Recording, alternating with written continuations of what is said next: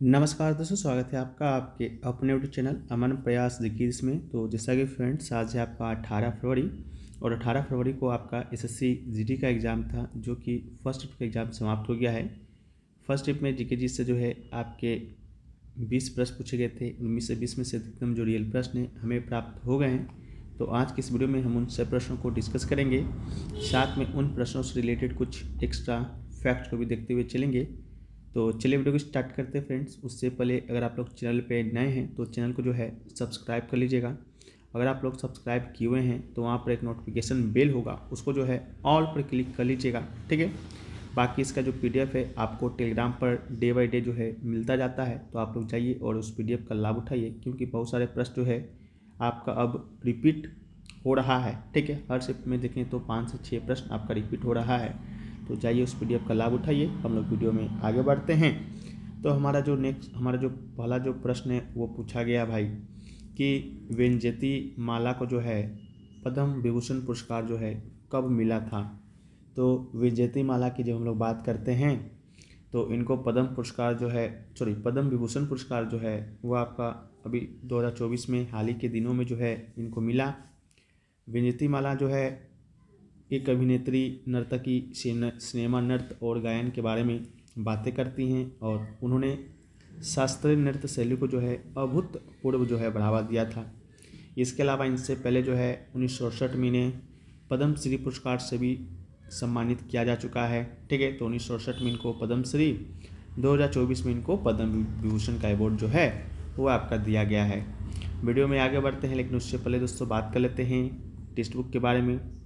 Text book दोस्तों आपका एक ऐसा प्लेटफॉर्म है जो कि आपको भारतवर्ष में जितने भी एग्ज़ाम होते हैं, चाहे वो एग्ज़ाम एसएससी लेता हो या वो एग्ज़ाम आपका बैंकिंग लेता हो, वो एग्ज़ाम आपका डिफेंस का हो या रेलवे का एग्ज़ाम हो या स्टेट लेवल का कोई एग्ज़ाम क्यों ना हो, उन सारे एग्ज़ामों का लगभग 800 प्लस एग्ज़ामों का 80,000 प्लस मॉक टेस्ट के साथ साथ 17,000 प्लस जो है पीवाईपी प्रोवाइड कराता है, ठीक है। और अगर आप इनका ईयरली का text book pass pro purchase करते हैं तो मात्र 615 रुपये में, ठीक है, 1 साल के लिए जो है आपको इसका इन सभी एग्ज़ामों का एक्सेस मिलता है, जहाँ पर आप सभी एग्ज़ामों का मॉक टेस्ट और पीवाईपी जो है एक्सेस कर पाते हैं। कूपन कोड APG यूज करते हैं तो आपको 12% का जो है एक्स्ट्रा ऑफ भी है जो कि देखने को मिलेगा। और अगर आपका सिलेक्शन हो जाता है तो आप इनसे जो है अपना पूरा रिफंड भी ले पाते हैं, ठीक है।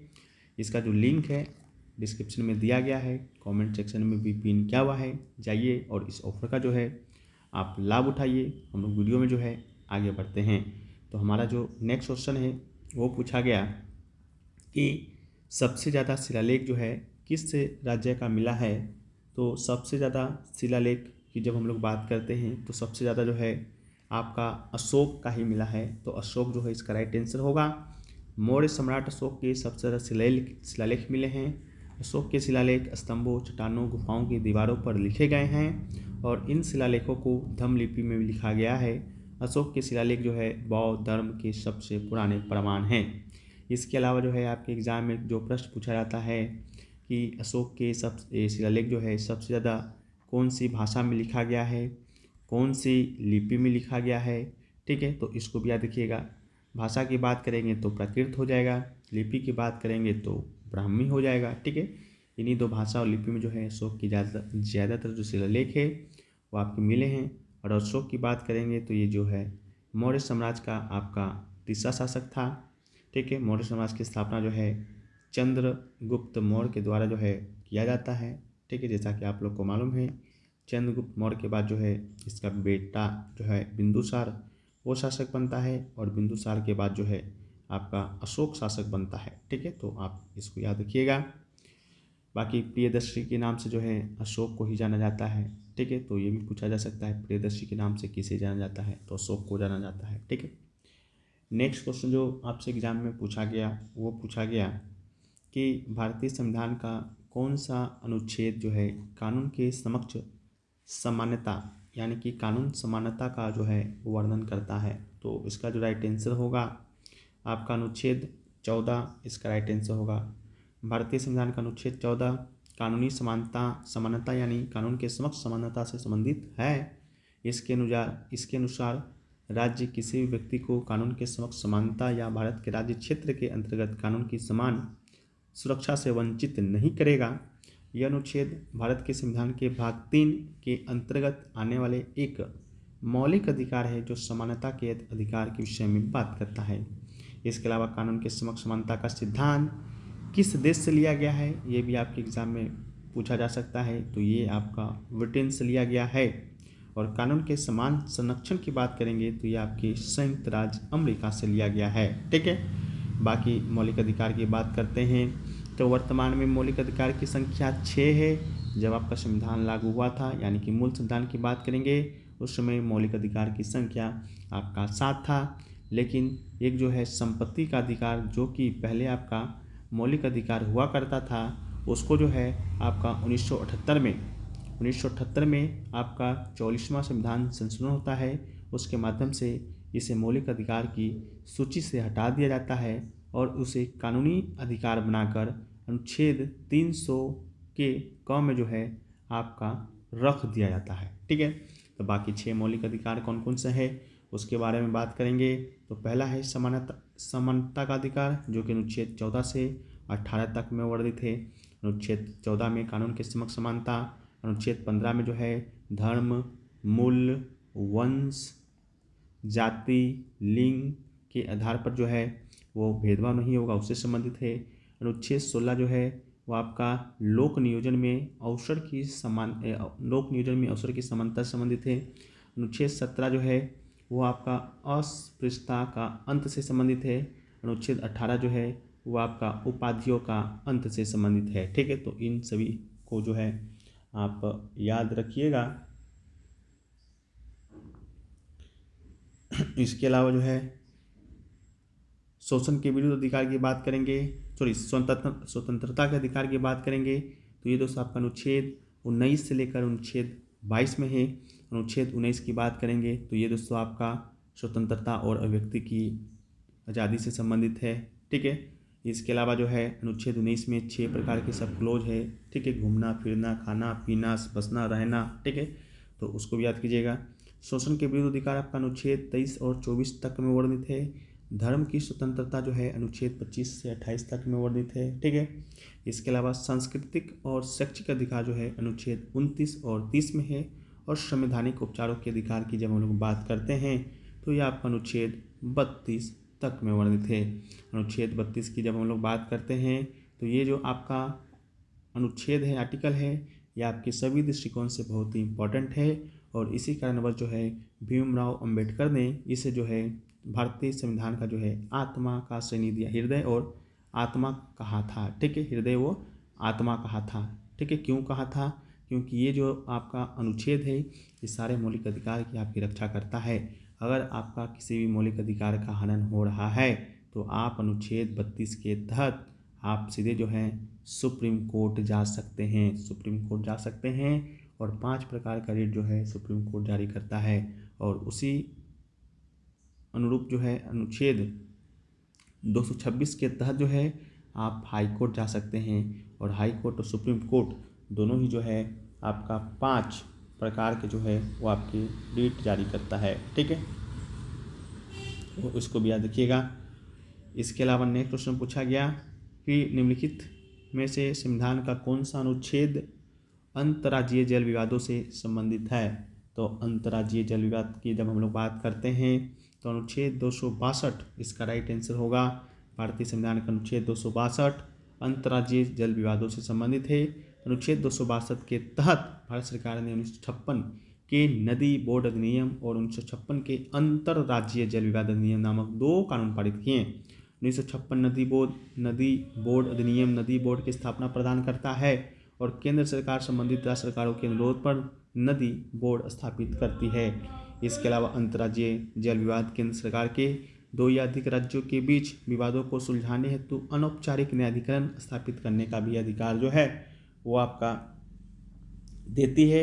इसके अलावा जो है न्यायाधिकरण का निर्णय अंतिम निर्णय है और न्यायाधिकरण द्वारा दिए गए निर्णय पर ना ही सुप्रीम या किसी अन्य अदालत का कोई अधिकार क्षेत्र है। ठीक है, नेक्स्ट क्वेश्चन है कि सतरिया नृत्य जो है वो आपके संस्थापक कौन थे। तो सतरिया नृत्य के संस्थापक की जब हम लोग बात करते हैं तो पहले ही बता दूं कि ये प्रश्न जो है आपके कल के शायद सेकंड या थर्ड शिफ्ट में भी जो है देखने को मिला था। इसीलिए मैं आप लोग से बार बार कहता हूँ, अगर आपका एग्ज़ाम में 12 घंटा का भी समय बचा है, 1 दिन का समय बचा है, 2 दिन का समय बचा है, तो आप कुछ ना पढ़िए, कम से कम जो है अभी तक के जितने भी शिफ्टों में एग्ज़ाम कंडक्ट हुए हैं उन सभी शिफ्टों का PDF विथ एक्स्ट्रा फैक्ट के साथ आपको ज़रूर पढ़ कर जाना चाहिए, क्योंकि प्रश्न आपका रिपीटेड हो रहा है। और इसके लिए जो है हमने आपकी कुछ सहायता करने के लिए है सभी प्रश्नों का जो है एक PDF तैयार किया है, जो कि 4 से 13 और 17 का भी जो है PDF अपडेट हो गया है। ठीक है, तो 4 से 17 तक का PDF लेना चाहते हैं तो आपको मात्र 25 रुपये पे करना होगा। 2 व्हाट्सएप नंबर दिया गया है, दोनों में से किसी एक पर संपर्क करना होगा। लिंक भी डिस्क्रिप्शन में मिल जाएगा। PDF हिंदी और इंग्लिश दोनों लैंग्वेज में आपका उपलब्ध रहेगा। अगर आप चाहते हैं कि आप पूरे SSC एग्ज़ाम खत्म होने तक का PDF लें तो भी आप इसी शुल्क पर ले सकते हैं। इसके अलावा आपके एग्ज़ाम में कम से कम 1-2 दिन का और समय बचा है और आगे भी आप इसकी तैयारी करना चाहते हैं तो आप जो है हमारे द्वारा बनाए गए 40 important topics wise with MCQ प्रश्नों का ई बुक ले सकते हैं, जो कि आपके इस एग्ज़ाम के लिए इम्पोर्टेंट तो है ही, साथ में आने वाले एग्ज़ामों के लिए भी जो है इम्पॉर्टेंट है। इसमें जो प्रश्न आपके डाले गए हैं दिसंबर 2024 तक के अपडेटेड हैं, हिंदी और इंग्लिश लैंग्वेज में उपलब्ध है। ऐसे तो आए दिनों में ये आपका 199 रुपये में सेल होता है, लेकिन अगर आप इसे परचेज करते हैं तो मात्र 49 रुपये में आपको ये मिल जाएगा।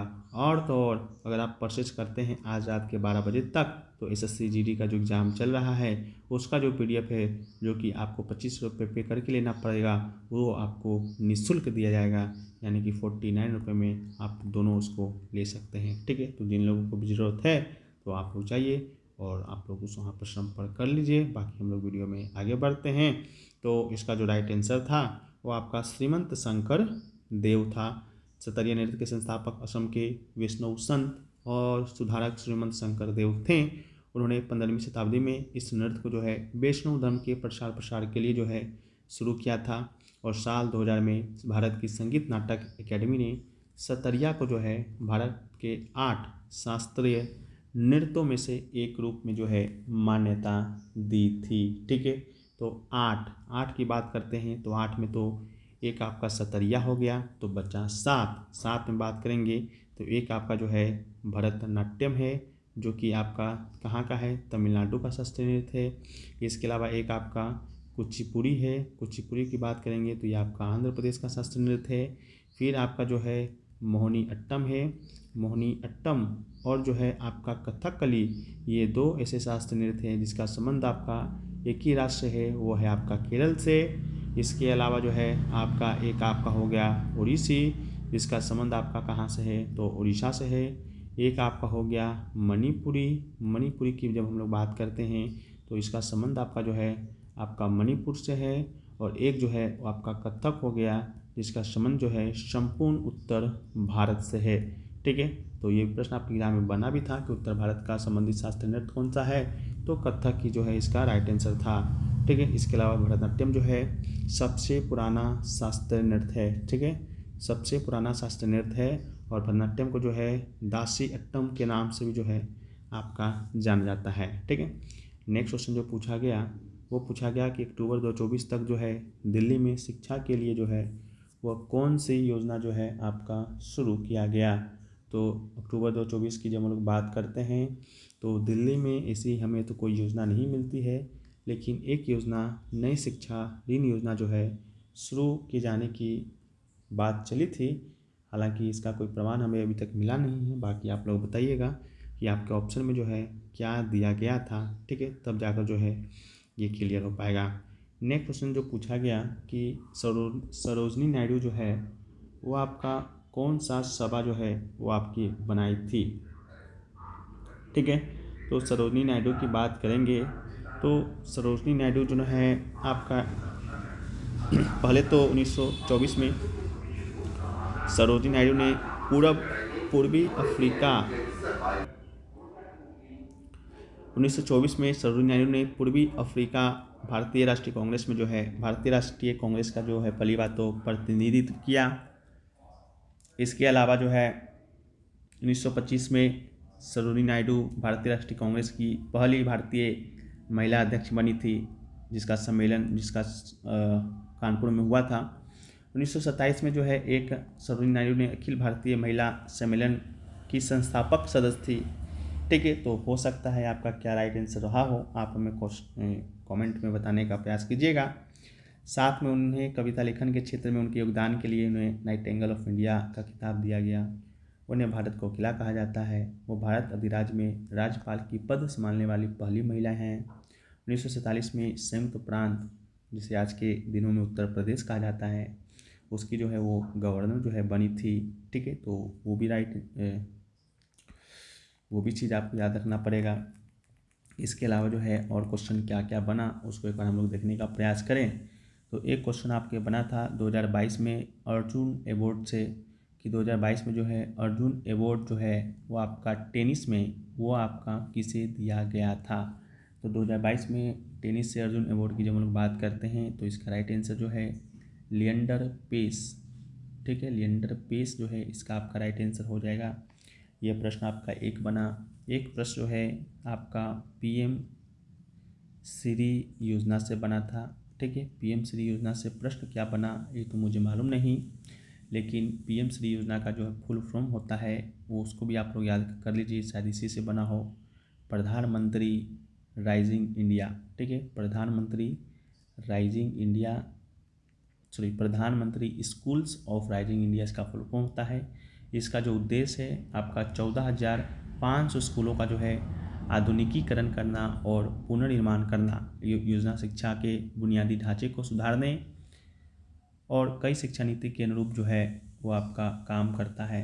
ठीक है, एक क्वेश्चन जो है आपका आया था असम के कोई मेला से संबंधित कोई प्रश्न आपके एग्जाम में बना था। ठीक है, तो असम की बात करेंगे तो असम में तो एक आपका अम्बुबाची, ठीक है, अम्बुबाची मेला लगता है। ठीक है, जो कि असम के गुवाहाटी में ही लगता है। ठीक है, और असम में एक मंदिर है कामाख्या, उसी के प्रांगण में ये मेला लगता है, तो मैं भी शायद यही पूछा गया हो। ठीक है, असम में एक मेला तो लगता है। इसके अलावा जो है एक पूछा गया आपके प्रश्न की लव एंड ड्यूस जो है टर्म जो है वो आपका किस खेल से संबंधित है।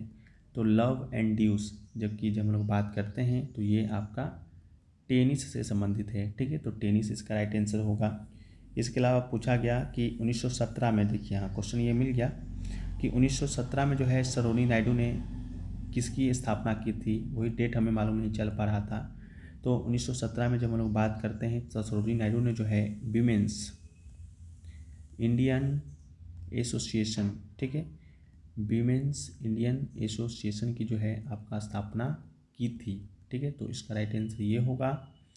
इसके अलावा एक क्वेश्चन जो है आपसे पूछा गया article related council of ministers. ठीक है, काउंसिल ऑफ मिनिस्टर्स से संबंधित आर्टिकल पूछा गया, तो इसका जो राइट आंसर होगा अनुच्छेद 75 आपका राइट आंसर हो जाएगा। ठीक है, अनुच्छेद 75 और 78 जो है मंत्री परिषद से ही संबंधित है। एक क्वेश्चन जो है आपका क्यूरी ने रेडियम और थ्योरियम से कुछ था। ठीक है, मैडम क्यूरी का रेडियम थ्योरियम की खोज की थी। ठीक है, तो रेडियम और थोरियम, ठीक है, इससे संबंधित एक प्रश्न था, तो इसकी खोज जो है मैडम क्यूरी के द्वारा किया जाता है। ठीक है, और इनसे रेडियोधर्मिता यानी कि रेडियो एक्टिविटी की जो है वो पहचान की गई थी। ठीक है, तो ये पूछा गया। बाकी कानून के समक्ष समानता वाला भी एक आर्टिकल था जो कि आर्टिकल 14 में दिया गया। ठीक है, तो ये 7 क्वेश्चन आपका यहाँ हो गया और 10 क्वेश्चन आपके नीचे हो गया, तो लगभग जो हमने 15 से 17 क्वेश्चन जो है आपके साथ डिस्कस कर दिया है। ठीक है, तो वीडियो अगर आपको पसंद आया है तो वीडियो को आप लोग लाइक कर दीजिए। चैनल पर अगर आप लोग नए हैं तो आप लोग चैनल को सब्सक्राइब करते हुए चलिए। मिलते हैं हम लोग नेक्स्ट वीडियो में। और अगर आप लोग PDF लेना चाहते हैं तो PDF ले सकते हैं, दोनों में से कोई एक भी ले सकते हैं। और टेक्स्ट बुक के ये पास प्रो का जो लिंक है वो भी डिस्क्रिप्शन में दिया गया है, तो जल्दी इस ऑफर का लाभ उठाइए। मिलते हैं नेक्स्ट वीडियो में, जब तक के लिए जय हिंद फ्रेंड्स, वंदे मातरम।